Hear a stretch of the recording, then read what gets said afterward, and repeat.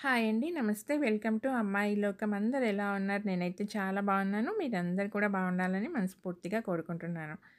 ఇవాళ మన రెసిపీ వచ్చేసి ఎలాంటి టిఫిన్ పిండితో పని లేకుండా అప్పటికప్పుడు నిమిషాల్లో తయారయ్యే ఒక మంచి బ్రేక్‌ఫాస్ట్ రెసిపీ అనమాట. ఎలా తయారు చేయాలో చూద్దాం. స్కిప్ చేయకుండా చూడండి. ఫస్ట్ వచ్చేసి మిక్సింగ్ బౌల్‌లో ఒక కప్పు బొంబాయి రవ్వ తీసుకుందాము. తర్వాత అదే కప్పుతో అరకప్పు అటుకులు,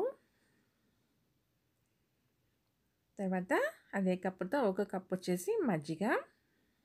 ఇప్పుడు వీటన్నిటిని మంచిగా మిక్స్ చేసేసుకుందాము.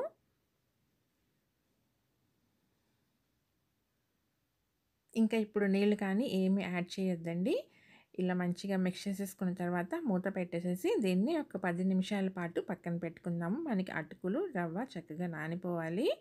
అటుకులు వచ్చేసి మరీ పల్చటి కాకుండా మీడియంగా ఉన్నాయి కానీ ముద్దటుకులు కానీ తీసుకోండి. ఇవి ఇక్కడ నేను తీసుకున్నవి అయితే మీడియంగా ఉన్న అటుకులు అనమాట.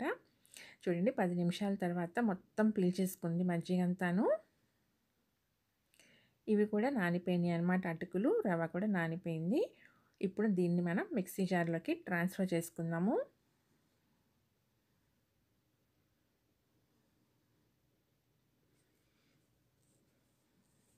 ఇప్పుడొచ్చేసి ఇక్కడ ఒక పావు కప్పు నీళ్ళు యాడ్ చేసుకుందామండి. కరెక్ట్‌గా సరిపోతుందనమాట. మరీ మెత్తగా పేస్ట్‌లా కాకుండా కొంచెం బరకగా గ్రైండ్ చేసుకొని తీసుకొచ్చుకుందాము. చూడండి కన్సిస్టెన్సీ అయితే ఇలా వచ్చింది. తర్వాత మనం కావాలంటే అవసరమైనప్పుడు చెక్ చేసుకొని కూడా నీళ్ళు యాడ్ చేసుకోవచ్చు. మనకి పిండి కన్సిస్టెన్సీ అనేది కొంచెం గట్టిగానే ఉండాలి. దీన్ని మనం మిక్సింగ్ బౌల్‌లోకి మార్చేసుకుందాం.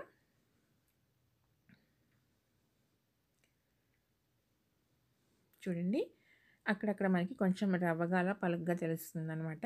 దీన్ని ఇలా పక్కన పెట్టేసుకుందాము. ఇప్పుడు కడాయి పెట్టుకుని దాంట్లో ఒక టేబుల్ స్పూన్ నూనె వేసుకుందాం. తర్వాత ఒక టేబుల్ స్పూన్ మినపప్పు,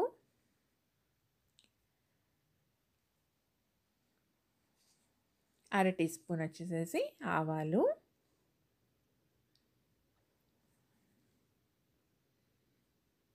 అలానే అర టీ స్పూన్ జీలకర్ర, కొంచెం ఇంగువ మాత్రం స్కిప్ చేసుకోబాకండి. టేస్ట్ చాలా బాగుంటుంది. ఇప్పుడు మనకి మినపప్పు ఇవన్నీ మంచిగా ఫ్రై అయిపోవాలన్నమాట. ఫ్రై అయిపోయిన తర్వాత ఒక టేబుల్ స్పూన్ తురిమిన అల్లం వేసుకుందామండి. అల్లం కూడా మనకి పచ్చివాసన అంతా పోయి చక్కగా నూనెలో ఫ్రై అయిపోవాలి. కొంచెం తరిగిన కరివేపాకు,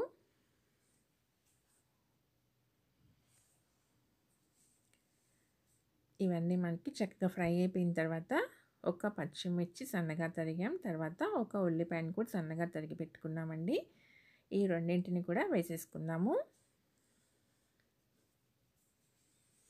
వేసేసి మనకి ఉల్లిపాయలు అయితే డీప్ ఫ్రై అవ్వాల్సిన పని లేదండి. కాకపోతే ఆ పచ్చివాసన పోయి మనకి ఉల్లిపాయలు ట్రాన్స్పరెంట్‌గా వస్తే సరిపోతుందనమాట.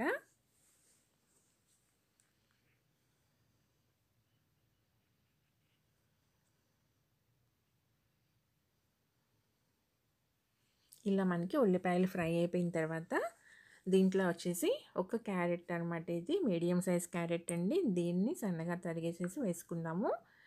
తర్వాత వచ్చి ఒక క్యాప్సికంలో హాఫ్ క్యాప్సికాన్ని సన్నగా తరిగి పెట్టుకున్నామండి. ఈ రెండింటిని వేసేసుకుందాము.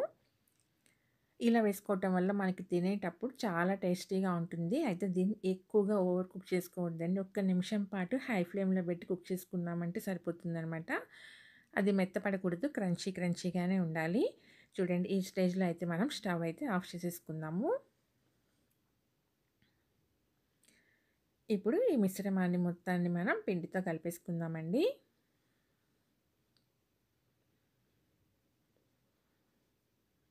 రుచికి సరిపడినంత ఉప్పు,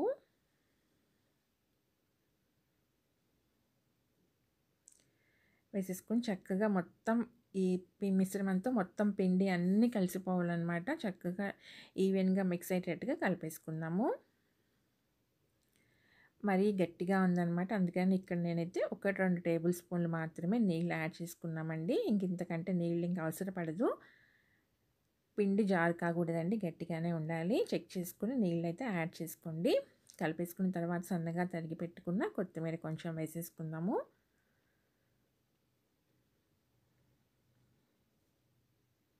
చాలా టేస్టీగా ఉంటాయన్నమాట. ఈ క్రంచీగా మనం క్యారెట్ క్యాప్సికమ్ వేసుకోవటం వల్ల ఏంటంటే తినేటప్పుడు మనకి ఆ కరకరలాడుతా చాలా కమ్మగా ఉంటుందన్నమాట.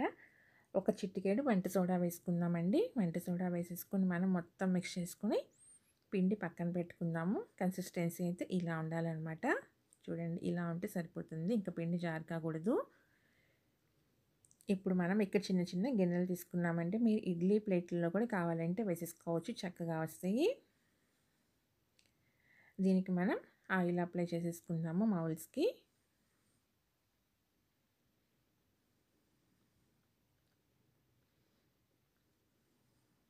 ఇలా అన్నీ అప్లై చేసుకున్న తర్వాత పిండి మరీ పైదాకా కాకుండా కొంచెం గ్యాప్ ఇచ్చుకొని పిండి వేసుకుందామండి. ఎందుకంటే మనకి ఉడికేటప్పటికల్లా ఇంకా కొంచెం పైకి వచ్చేస్తుంది.